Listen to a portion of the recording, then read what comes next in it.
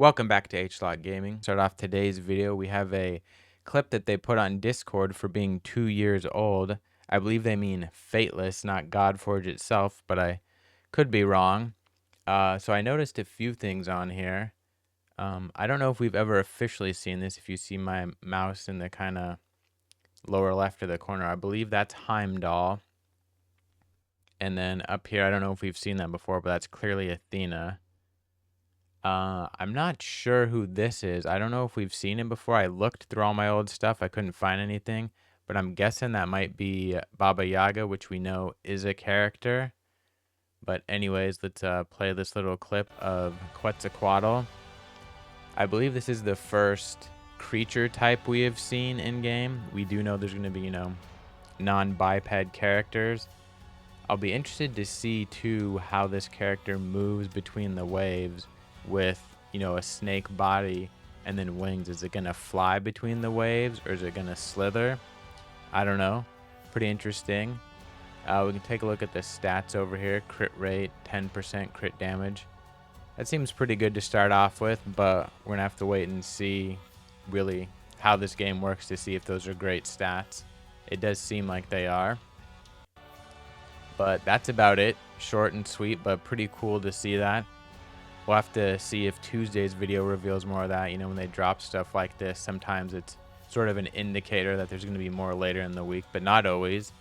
But let's get to Tuesday's video and see what they got. All right, we're going to start off Tuesday's video with this little part here where Simon kind of shows how you're going to star up your heroes. And this could potentially be very helpful to be able to do it that way, like he showed it with the quick slide and hero training events, if that's something they do in this game. I also saw some stuff in this screen I wanted to point out. He actually mouses over it and he kind of hesitates. I wonder if he purposely doesn't click on this.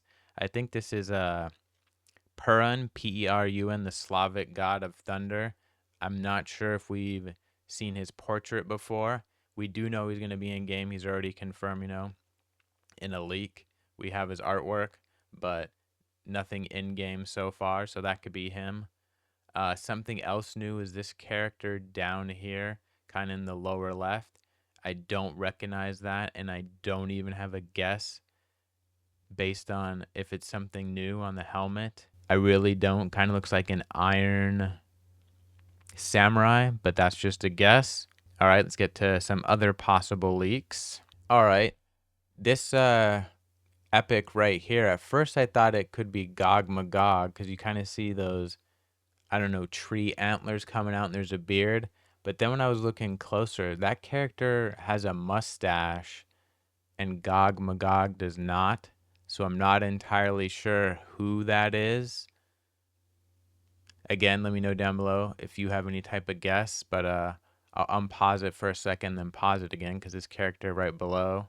All right, is having trouble getting it paused exactly right, but you can see this portrait now. I believe that is Persephone, Queen of the Dead. Again, we know she's going to be in game. We've seen her artwork, but we haven't seen any type of, character like this or the portrait. So that's kind of my guess there for who that is. I didn't see too much in the rares, but it's possible I missed something as well. All right, I'll just play the video here and talk about what we know about rewards so far in game. So Simon talks about giving away shards, or I forget what they call them, weapons, things of that nature that'll really boost your account. He said right now internally there's sort of two camps: the people that really want to reward the people who take place in the beta and sort of give them that little extra bump, and then there's another group that is sort of like, well, I don't want people to have that much of an advantage just because they played the beta over the people who didn't. So we'll have to wait and see if we get rewards like that. Like I said, weapons and summons, that type of thing. Things that are definitely confirmed so far, he said, portraits, character portraits, frames, like the number one player for the beta, whoever gets, the most damage. I believe that's how they're going to figure out who's the winner. We'll have a special custom frame, and then, tiers below that, you'll get something special. There'll also be achievements that can only be done in the beta, so you won't be able to get those anywhere else. He did confirm, too, the possibility of getting 2 different skins, one it seems like everyone will get, and it'll be for a hero that you get just for doing missions in game, so that'll be nice. And then the top 100 will get a skin for, he said it's a similar type thing. It's another hero that you can get through missions or something along those lines. He wasn't too specific. But either way, it's a skin for a hero that should be easier to get than a random pull, you know? Another sort of reward will be, I think he called it Squidmar, is the group or person. They make miniatures. So they want to make a miniature where the winning team is going to be fighting the final boss. And that, the winning team mean the one that does the most damage. That's how he put it. And then on the ground around it, other top heroes that are used, like sort of their skeletons. I'm not exactly sure how it would be a skeleton and be able to tell which hero it is. So it might be more of a corpse that's decaying or something. And then related to that, the top 1,000 players will be engraved on a plaque. That's sounds like it's going to go kind of on the base of this model. And then it'll be stored at Verico's Vault, which is in Vegas. And possibly they're still talking about this, but flying out top winners to actually see it and get to meet the team. So that's pretty cool. I am going to try and compete. I don't know how much time I'll actually have around when it's supposed to come out, because I know I'm going to be a little bit busy personally, but I'm going to do my best. But I do know there's going to be far better players than me attempting this. So best of luck to everyone. And although I did forget, he talked about little UI changes, more like placement of things. So it just looks visually better. You know, we talked about like how little boxes are just slightly off. They're not lined up. So they're working on stuff like that as well. So let's get to Thursday's podcast. All right, this week's Fateless podcast is all about Alpha Talk. This week we got Brad from Fateless, and returning for Godforge content creators is Ragewood, and this other gentleman over here is MTG Jedi. If you're familiar with Raid, you'll probably know who he is. He says he has a Godforge channel as well. I honestly didn't know that. I'll be subscribing and following, but it doesn't seem like he's doing too much until the game actually comes out. And the first thing they kind of talk about that Jedi talks about is, you know, he thinks the way Fateless is doing their alpha/beta test, whatever you want to call it, is actually going to be how people are going to do it in the future. And I sort of disagree with him. He says, you know, creating this unique experience that's just unique to the alpha is how people are going to do it.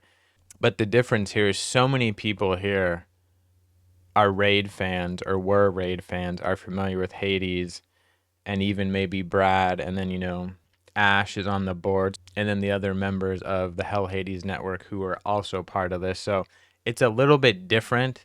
You know, I don't know that everyone is going to be able to do this sort of sharing everything in the future and come out of it positively like we've seen so far, and sort of do this unique beta thing, because people are so hyped already, because it's sort of a baked in audience. You know, if I don't know, pick another gaming company. If they started doing, well, here you go, Torchlight, what was it called? Not Infinite, but the one before, maybe it was just Torchlight 3. They sort of tried to share a lot like this and do beta weekends and stuff. And as far as I know, that game flopped in terms of commercial success. I don't think it was necessarily a bad game from what I've read, but it just didn't do well. So it's, you know, I know that's a mobile game versus, you know, a full RPG, but it is different. They sort of came from zero and built it up, but it still didn't really work out like it seems to be working out for Fateless. So I don't know if I agree with Jedi there that this is how people are going to be doing it in the future. He actually asked Brad, you know, how do you know when you're ready for alpha? And Brad essentially says, you never really know. You're always like, oh, I need more time on this. I need more time on that. And you got to pick a time, he says, that fits for, you kind of have these windows where it's good to test stuff, where, I don't know, it's based on historical data, I assume. And you just got to pick one and say, okay, this is when we're doing it, and we got to have this ready. Otherwise, you're just going to keep saying you're not ready and push stuff back, because you're always going to want to make things better, even if people know it's an alpha or a beta. And then after that, you know, they talk about some of the challenges of being transparent. And like I said, I don't know if anyone else is really going to be able to pull this off unless they sort of already have a built-in audience that's very loyal. Like maybe, I I forget how you say his name, but the dude who did like Metal Gear and Death Stranding and that and those games, he might be able to do something like this too because he has such a loyal fan base and a loyal following. Then they kind of get off topic, and it turns out MTG Jedi is actually making his own board game. Seems like he actually has a good deal of it finished and is going to get it on Kickstarter this summer.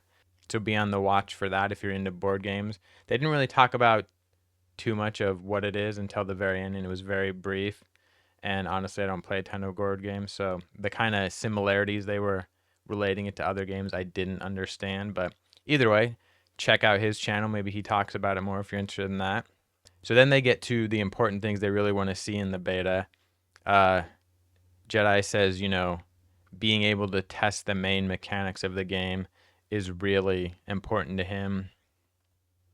Having some heroes from all the factions, which I don't know if we do yet. We've seen them all, and I believe what we've seen will be in the beta, but I can't confirm that yet, so I'll have to wait and see. Enough diversity so that every person doesn't build one specific champion the same way. There's enough variation with gear and different things that you can have a different build for the same hero. Otherwise, it starts to feel the same. Ragewood said he'd like to see, sort of a unique buff or debuff for each group. I think he said, man, who was it? Like the Asgard having sort of a freeze debuff sort of thing. So that could be cool. And then Chosen said he'd like to have leaderboards, which they have mentioned they're working on.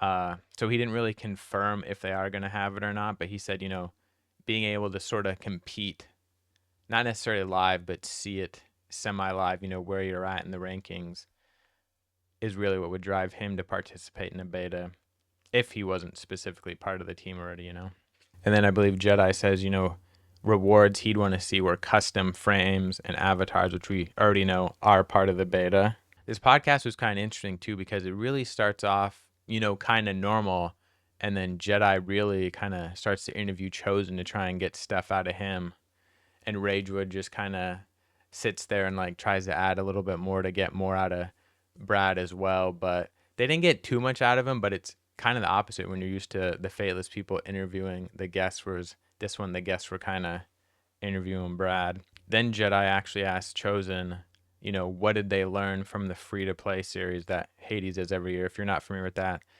at least the past, I want to say 3 years, Hell Hades has done a free-to-play challenge and raid, and there's been different challenges every year. But this last year, there were, a bunch of different leaderboards that calculated different stuff. They still had an overall winner based on the points they did, but there still were, you could kind of win an area, so to speak.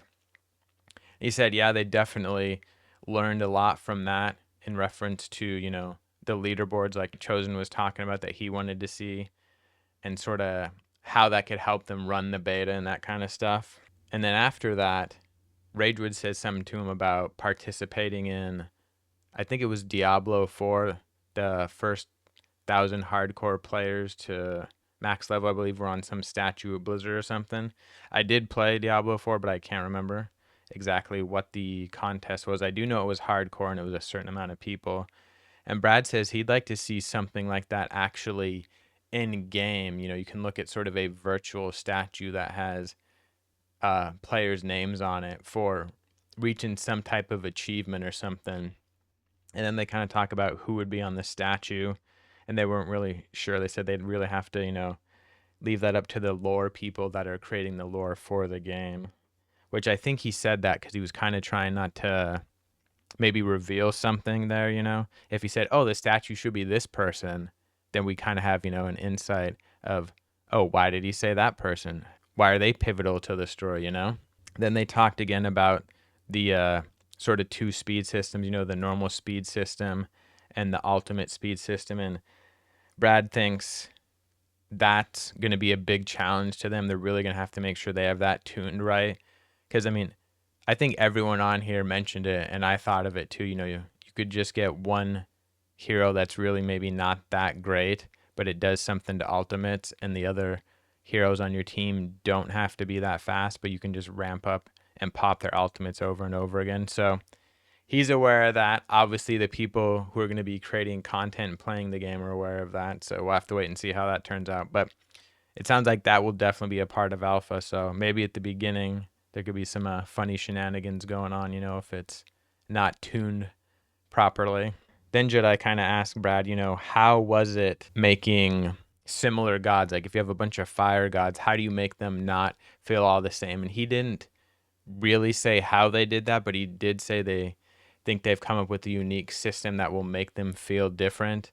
Then Ragewood and Jedi both kind of talk about like a smoldering system for fire, so it's kind of like Jedi says, my shirt being on fire is different than my body being on fire.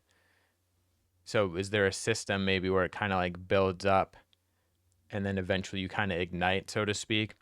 And Brad says they did talk about that, but he didn't say if that's the way they went. Then they finish off with, who do you want to see in game that hasn't been announced yet? And Jedi says Cerberus. And I think Ragewood talks about how maybe Cerberus has been mentioned, but we haven't seen any art or anything yet.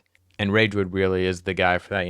If you're not aware of his site, ragewoodgaming.com, he has everything pretty well documented as far as what's been leaked so far. So he's the best source to say whether or not it's in game so far, other than obviously the people at Fateless, and they're not going to tell us if someone's in game because they don't want to accidentally let something slip. But that was about it for this week. I would say this podcast is definitely worth going back and just listening to yourself if you have time, because like I said, they really try to get a lot out of Brad. They don't, but it is still interesting to see him kind of talk about different stuff that we haven't really considered before, as far as how Fateless is looking at the alpha and character creation. This has been H-Lock. Thanks for watching. Bye.